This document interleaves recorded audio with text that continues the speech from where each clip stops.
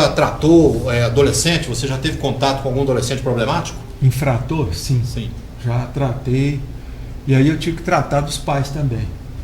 Tá certo? Porque geralmente os pais sofrem muito. Aliás, é um assunto que nós vamos falar hoje, que é a ingratidão dos filhos. Exatamente. Eu estava Você querendo entendeu? puxar o assunto para a gente Isso. chegar no tema de hoje. Isso. Filhos ingratos é o tema hoje aqui do Polícia Notícia, com o nosso psicoterapeuta clínico, Fernando. Ele vai abordar esse assunto, que é um assunto atual, né? Um assunto que muitas famílias, se não estão convivendo, podem conviver. Claro que a gente torce para que não, mas pode realmente acontecer. Eu vou te falar uma coisa, o Faria. Toda família, a maioria das famílias que eu conheço, convive com esse tipo de drama. É pelo menos um filho na família sai ingrato, uma filha. Um sobrinho, sobrinho dá problema. Isso faz parte da família humana, tá? Porque muita gente fica falando, minha família é esquisita, é enguiçada. Eu falo, meu amigo, a maioria das famílias tem problemas, tá? É muito raro, você pode contar até nos dedos da mão, famílias que são absolutamente harmônicas. Isso é a maior raridade do mundo, tá? Então, nesses casos, por exemplo, de filho infrator, os pais sofrem, porque o pai tem que entender o que, Faria? Que o pai, ele dá bom exemplo muitas vezes, mas os filhos, eles fazem as escolhas por vontade própria. Esse tipo de escolha que o filho vai fazer para ir para o lado do bem ou lado do mal, o pai não tem como entrar nesse mérito, tá? Infelizmente, muito jovem... Por mais que converse, Fernando? Por mais que converse, Faria. Isso aí, aliás, eu trato bastante de pais que vêm me queixa clínica lá, que é a coisa toda, é problema com os filhos. Eu falo, minha senhora, só deu exemplo pro seu filho, não deu, dei. Meu marido é trabalhador, é honesto, é correto, mas meu filho quis ir pro caminho, né, do crime. Eu falei, minha senhora, só não tem que ficar se culpando, tá? Porque os filhos, eles têm o seu livre-arbítrio, tá? E as escolhas cada um faz. E a molecada hoje com 15, 16 anos já sabe muito bem o que é uma escolha correta e uma escolha inadequada. Eles sabem bem. Fernando, a partir de qual idade, geralmente, essa criança, esse menor, num contexto geral, ele começa já a achar que tem um poder de decisão? A partir dos 12 anos, Faria. Hoje, 12 anos? 12 anos. Às vezes até menos. Menina aí de 10 anos quer mandar no pai, quer mandar na mãe. Tá? Tem criança... Mas a fase crítica seria entre 12 e 14 anos. Entre 12 e 14? 12 e 14 anos, Faria. Eles já querem ser dono do nariz deles. Tá? Eu acho até que não teria problema, desde que a legislação olhasse para esse lado e diminuísse aquela bobagem deles lá de 18 anos. Porque é o que está causando essa criminalidade aí, ó, no Brasil, essa impunidade que está batendo solto aí para todo lado, Faria, essa questão da maioridade. Ô Fernando, e a gente atualizando então, esses filhos ingratos, seria, já que você falou que é entre 12 e 14 anos, seria mais mulher do sexo feminino, claro, do sexo feminino ou do sexo masculino? Tá dos dois lados, viu, Faria? Não tem mais sexo feminino, nada. Tem, é menina dando trabalho para os pais, é menino dando trabalho para os pais, tá? Porque geralmente os pais, esse tipo de criança, de jovem, eles têm os pais o quê? Que são muito protetores, tá certo? Que não sabem amar a pessoa de uma forma correta, tá? Eles amam de uma forma assim, com apego, tá? E isso é um amor muito perigoso, tá? Porque teve um psicanalista alemão, Faria, o nome dele é Erich Fromm, e ele escreveu um livro, A Arte de Amar, e ele mostrou nesse livro que o amor verdadeiro, o amor maduro, é aquele amor o quê? Que a pessoa, ela ama, tá? Sem esperar nada em troca. Ela ama, sem ficar esperando, sem querer proteger demais. Então os pais, eles têm que procurar ver o jeito que eles estão amando os filhos. Se é com muito apego, com muita permissividade, tá certo? Então eles têm que procurar amar de uma forma assim, madura. O que é amar de forma madura? É lembrar que aqueles filhos que você tem que preparar eles para o mundo, para soltar eles para o mundo. E a preparação começa desde o berço. Tá? Não é chegar lá com 16, 18 anos, a mãe falar, eu tenho que preparar meu filho para o trabalho. Não. Você já tem que começar a preparar seu filho desde os 10 anos de idade. Bom, então Polícia Notícia hoje vai abordar durante todo o programa filhos ingratos, é o tema que Fernando trouxe. Bom, Fernando, filhos ingratos é o nosso tema. Convivência entre pais e filhos, um dos maiores desafios da família? Sem dúvida, viu, Faria? Sem dúvida. Porque isso aí, gente, é igual o pessoal fala, filho, os casais, eles se juntam, casam, tá? Mas não tem manual de instrução para ensinar como criar um filho, infelizmente. É verdade. Né? Porque ninguém, hoje em dia, viu, Faria? Poucas pessoas gostam de ler esse tipo de literatura. Tem literatura boa que ensina isso? Tem. É o nosso Dr. Issam Itiba, tá? O Dr. Issam Itiba, ele tem quase 30 livros que ele fala sobre criação de filhos, tá? Tem o Augusto Cury também, entre outros. Então, quer dizer, mas ninguém lê. Então, o que acontece? A pessoa vai aprendendo aos trancos e barrancos. E o que a gente sempre fala para os casais é o seguinte: nunca discutam na frente dos filhos. Briga de casal entre 4 paredes. Viu, Faria? Por quê? Porque senão as crianças começam a se sentir muito inseguras. Tá? E essa insegurança, muitas vezes, leva essas crianças a querer chamar a atenção do papai e da mamãe. Qual é a forma que eles têm de chamar a atenção? É dando problema na escola, é brigando na rua com coleguinha, você entendeu? Fazendo alguma besteira. Essa questão de casais separados, Fernando, ainda mais tendo um filho ou uma filha, claro, adolescente, pode dar algum tipo de problema para um lado, para o outro, ou não interfere? Pode quando o casal é besta, viu, Fábio? Besta que eu falo é o seguinte... Não entra no acordo. Não entra no acordo, gente. Eles têm que entender que o filho sempre vai ser deles. Agora, o marido e mulher, cada um para um lado, não tem problema nenhum. Então tem que deixar isso bem claro para os filhos. Meu filho, seu papai vai ser sempre seu papai. Eu vou ser sempre sua mãe. Então não precisa ficar preocupado. Tá? Então, quer dizer, mas não, muitos casais, viu, fica falando mal do marido, do ex-marido, o marido fala mal da ex-mulher. Então, quer dizer, vai criando um turbilhão de insegurança na cabeça da criança. Aí o adolescente fala, gente, eu tenho um pai que é besta, uma mãe que é besta, eu vou fazer besteira também. Pronto. Para chamar atenção. Quer dizer, ele faz isso de forma inconsciente. E essa fase dos 12, 13 que você comentou é uma fase problemática, né? Problemática. Ali ela está em plena formação da juventude, ali é um perigo. Exato. Perigo por quê? Porque quando tem um pai complicado, uma mãe complicada, o filho sempre vai buscar ajuda de conselhos, olha bem, Fábio, na rua. E geralmente, às vezes, vai pegar gente que não tem qualificação para dar esse tipo de conselho. Muito pelo contrário, pode até piorar a situação. Exatamente. E aproveitar da situação. Exato, às vezes cai na mão de um traficante, você entendeu? Colega, a maioria dos coleguinhas, tudo amiguinho da onça. Então, quer dizer, os pais, eles têm que procurar o quê? Ter o quê? Maturidade. Procurar amar os filhos com maturidade. Sem esperar nada em troca, sem ficar criando, viu, Faria, expectativa em torno dos seus filhos. O que a gente observa hoje são muitos pais decepcionados com os filhos, né, Fernando? Exato. Por que são decepcionados? Porque criaram expectativa. Esqueceram que o filho que eles geraram são humanos. Entendeu? Ninguém pode, viu, Faria, em sã consciência, ficar criando expectativa em torno de alguém. Nem em torno de marido, nem em torno de esposa, nem em torno de filho. Tá? Você não pode jogar o peso do seu querer, das suas expectativas, nos ombros de um adolescente.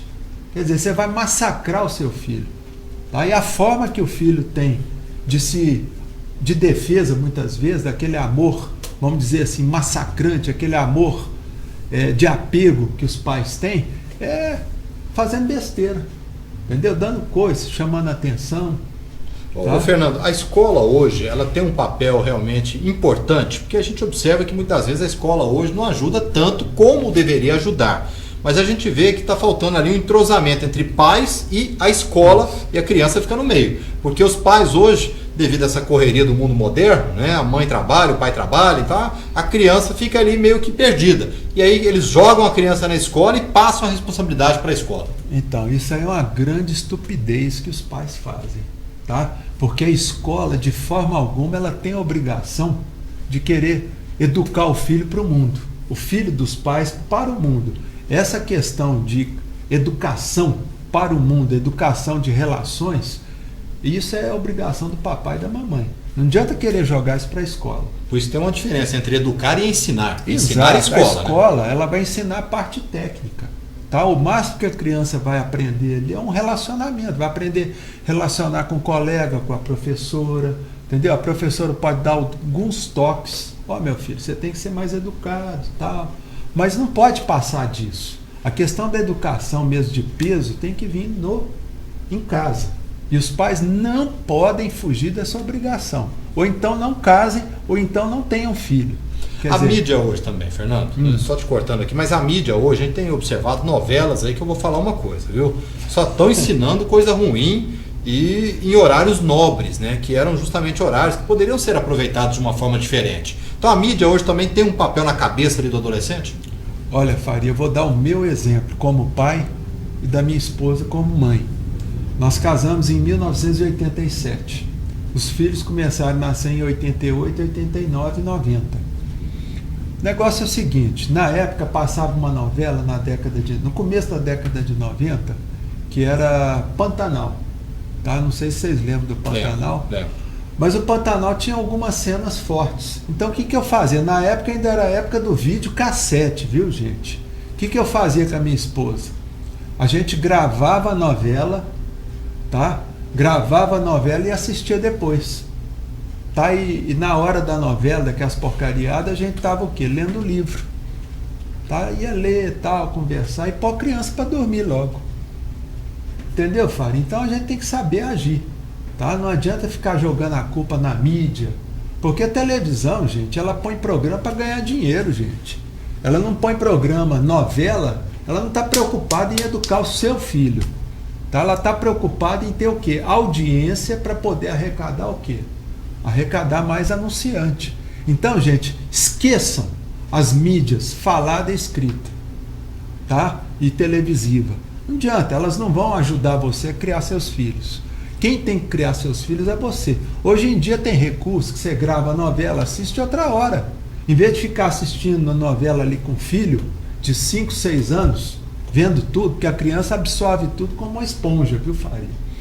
Então, quer dizer, renuncie, viu, papai e mamãe? Renuncie ao prazer de assistir um programa ali na hora, grave o programa e assista no outro horário. E coloca o quê? Vocês têm televisão a cabo, hoje tem internet, programas Netflix.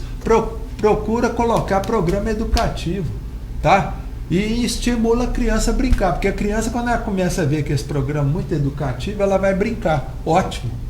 Entendeu? Não tem nada melhor para desenvolver a cognição infantil do que brincar sozinho, ou brincar com o papai, com a mamãe. Então, quer dizer, os pais, viu, Faria, eles têm que parar de ser egoístas, tá? E imediatistas, tá? Procure pensar um pouco nos filhos. Lembrem-se, televisão nenhuma vai se preocupar com a educação do seu filho. Eles não estão nem aí, ó. O negócio deles é dinheiro. Bom, filhos ingratos é o nosso tema de hoje. Para nós, os filhos ingratos é o tema de hoje aqui do nosso Polícia Notícia. E dentro desse tema, Fernando, pais têm que se valorizar primeiro, tendo em vista aí esses filhos problemáticos? Tem por quê? Porque o filho, a percepção que o seu filho tem de você é a percepção que você tem de você mesmo.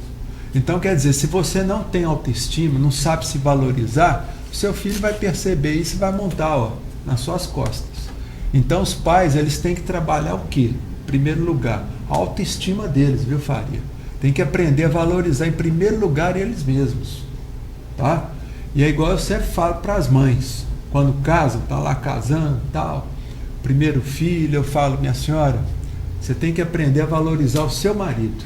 Eu sempre falo, porque toda mãe que fica dando mais valor aos filhos vai ter problema com eles. Então as mães, elas têm que começar a aprender a valorizar o marido na frente do filho, você entendeu? Valorizar. E o filho, você entendeu? Ele tem que perceber o quê? Que ele está sempre em segundo plano. Tá certo, Faria? Porque o dia que os pais começam a colocar os filhos em primeiro plano, pronto, vai dar problema lá na frente. Então os pais também têm que saber agir e ter uma estratégia também. Essa superproteção dos pais para com os filhos prejudica? Prejudica demais, Faria. Por quê? Porque os pais têm que entender que quando você diz assim, meu filho, esse filho não é seu. Na realidade, quando você tem um filho que é são, um filho saudável, esse filho é um filho do mundo. Você tem que aprender a entregar, desapegar para o mundo o seu filho, preparar seu filho para o mundo, tá? Porque eu li um livro de um psiquiatra italiano, Faria, e esse psiquiatra italiano, ele estava falando isso, que ele tinha um filho que tinha retardamento mental, e ele falava isso, que quando você tem um filho com retardamento mental, um filho com problema mental, um filho doente mental, com lesão cerebral, esse filho sim é o filho que você tem que guardar para você. Esse é seu filho de verdade. É o filho que você vai ter que cuidar dele a vida inteira. Eu gostei aqui, Fernando, de uma frase de efeito no texto da Eliana Barbosa. Isso. Fala o seguinte: amar com equilíbrio e educar com limites. Isso é perfeito. Então, quer dizer, o que é amar com equilíbrio, Faria? É você amar sem apego, com maturidade.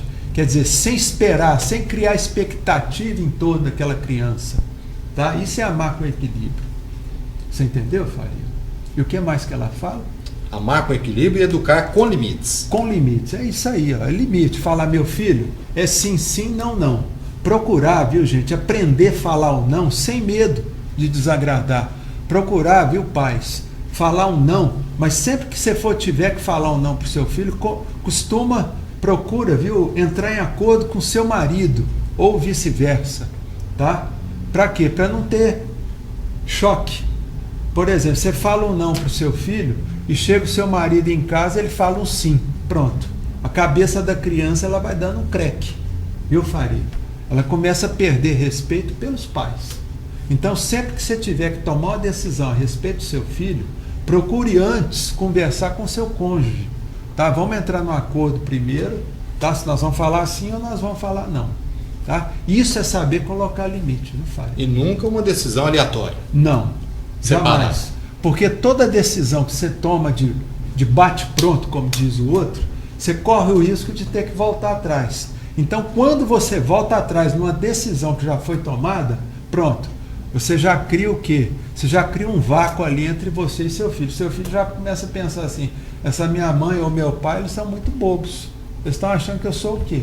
Fernando, só para encerrar aqui, rezar para os filhos errantes, então, já seria uma boa solução. Exato. Quando você tem um filho com problema, é uma técnica, viu, Faria, que eu aprendi com um pastor americano, que é o Norman Vincent Peale, Dr. Norman Peale. Ele sempre falava nos livros dele o seguinte: quando você tem um filho ou um parente com problema, procura rezar para esse filho e sempre lembrar e imaginar o Cristo do lado dele. A figura do Cristo do lado dessa pessoa problemática, tá? Isso aí é bom você falar, viu, Faria, para a gente lembrar o seguinte, que a gente que é pai e mãe, a gente tem que procurar ter o quê? Religiosidade, buscar uma religião, buscar espiritualidade e passar isso para os seus filhos, porque com isso você vai formando uma base de religiosidade naquela criança, tá? Isso é muito importante. Tá certo. Fernando, mais uma vez, muito obrigado.